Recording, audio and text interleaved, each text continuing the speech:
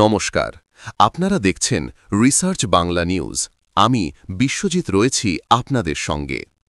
আজকের এই বিশেষ প্রতিবেদনে আমরা আলোচনা করব সেই রায় নিয়ে, যা শুধু আইনি নয়, রাজনৈতিকভাবেও এক ঐতিহাসিক সিদ্ধান্ত।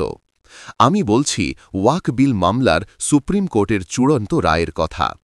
কেন্দ্রীয় সরকার গত এপ্রিল মাসে একদিনের ব্যবধানে লোকসভা ও রাজ্যসভা দুটি কক্ষে সংখ্যার জোরে ওয়াকফ অ্যামেন্ডমেন্ট বিল পাশ করায়। সরকারের উদ্দেশ্য ছিল ওয়াকফ সম্পত্তির ওপর কঠোর নিয়ন্ত্রণ প্রতিষ্ঠা করা, কিন্তু সুপ্রিম কোর্ট আজ স্পষ্ট জানিয়ে দিল সংবিধানের সীমা লঙ্ঘন করা যাবে না। ফলে কার্যত মুখে ঝামা ঘষে দিল কেন্দ্রকে। সবচেয়ে গুরুত্বপূর্ণ যে অংশটা বাতিল হয়েছে সেটি হল, সরকারের আনা শর্ত অনুযায়ী কেউ ওয়াকফ সম্পত্তি দান করতে চাইলে তাকে কমপক্ষে 5 বছর প্র্যাকটিসিং মুসলিম হতে হবে। অর্থাৎ একজন নতুন ধর্মান্তরিত মুসলিম বা অন্য সম্প্রদায়ের কেউ ওয়াকফ বোর্ডে সম্পত্তি দান করতে পারবে না।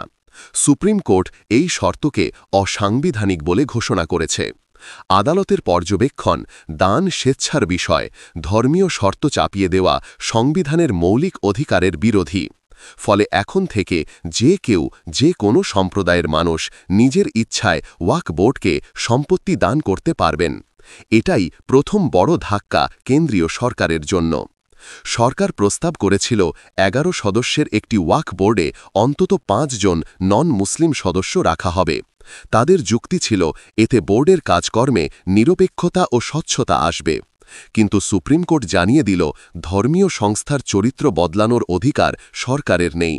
তাদের রায় অনুযায়ী স্টেট ওয়াকফ বোর্ডে সর্বোচ্চ 3 জন নন মুসলিম সদস্য থাকতে পারবেন, আর কেন্দ্রীয় বৃহৎ ওয়াকফ বোর্ডে সর্বোচ্চ 4 জন নন মুসলিম সদস্য থাকতে পারবেন।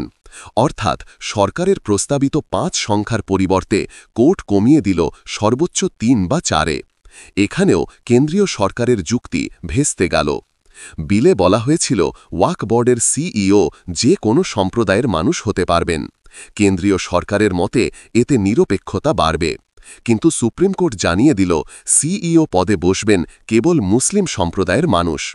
কারণ এটি মূলত ধর্মীয় আবেগ ও সম্পত্তির সঙ্গে জড়িত একটি প্রতিষ্ঠান।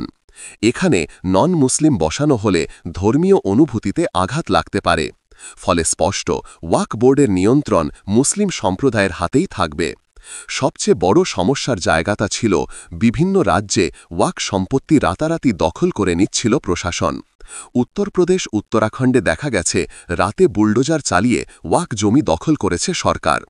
সরকারের যুক্তি ছিল, ওই সম্পত্তি ওয়াকফের নামে নিবন্ধিত নয়।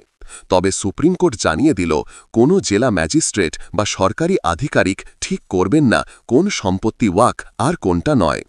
যতক্ষণ না পর্যন্ত সংশ্লিষ্ট হাইকোর্ট রায় দেয়, ততক্ষণ পর্যন্ত সরকারের কোনো অধিকার নেই সম্পত্তি দখল করার। আর যদি হাইকোর্ট রায় দেয়, সেক্ষেত্রে ওয়াকফ বোর্ড চাইলে সুপ্রিম কোর্টে আপিল করতে পারবে।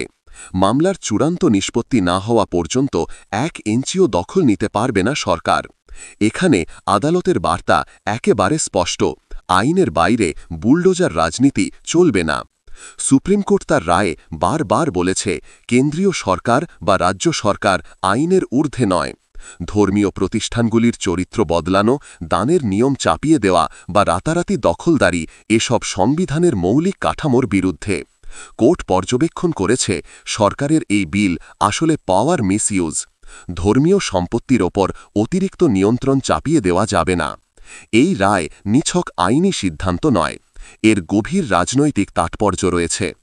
বিহারের ভোটের আগে এই রায় বিরোধী শিবিরের হাতে বড় হাতিয়ার হয়ে উঠেছে।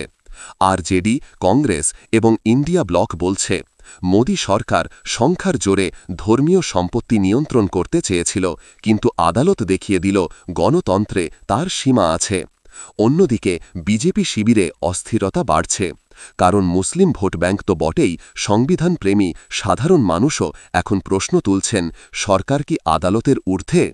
সংক্ষেপে বলা যায়, সুপ্রিম কোর্টের এই রায় 3টি দিক থেকে ঐতিহাসিক। ধর্মীয় স্বাধীনতা ও দান করার অধিকার সংরক্ষণ, সরকারি ক্ষমতার সীমারেখা টেনে দেওয়া, বিরোধী শিবিরের হাতে রাজনৈতিক অস্ত্র তুলে দেওয়া। এই রায়ের ফলে কেন্দ্রীয় সরকারের তৈরি করা একাধিক ক্লজ কার্যত অকার্যকর হয়ে গেল। এবং বলা যেতে পারে ওয়াক অ্যামেন্ডমেন্ট বিলের বড় অংশকেই বাতিল করে দিল সুপ্রিম কোর্ট। প্রশ্ন হচ্ছে, বিহার ও আসন্ন রাজ্য নির্বাচনে এই রায়ের রাজনৈতিক প্রতিফলন কেমন হবে? বিরোধীরা কি এটাকে বড় প্রচারের হাতিয়ার করবে, নাকি বিজেপি আবার নতুন কৌশলে মাঠে নামবে? বন্ধুরা, আপনারা এ বিষয়ে কি মনে করেন? কমেন্ট বক্সে অবশ্যই জানাবেন। এবং আমাদের বিশ্লেষণ ভালো লাগলে রিসার্চ বাংলা নিউজ ইউটিউব চ্যানেলটিকে সাবস্ক্রাইব করে আমাদের পাশে থাকুন। ধন্যবাদ।